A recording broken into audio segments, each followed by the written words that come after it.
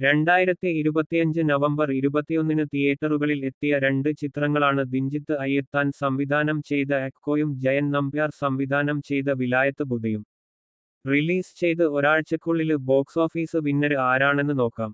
Collection റിപ്പോർട്ടുകൾ പരിശോധിക്കുമ്പോൾ വിലായത്ത് ബുദ്ധയെ പിന്നിലാക്കി എക്കോയാണ് ഈ സീസണിലെ വിന്നര് എന്ന് നിസ്സംശയം പറയാൻ സാധിക്കും. സാറ്റ്നിൽക്കിന്റെ റിപ്പോർട്ട് പ്രകാരം 7 ദിവസങ്ങള് കൊണ്ട് 11.43 കോടിയിലധികം നെറ്റ് കളക്ഷനാണ് ആഭ്യന്തര വിപണിയില് സന്ദീപ് പ്രദീപ് നായകനായ എക്കോ നേടിയിരിക്കുന്നത്.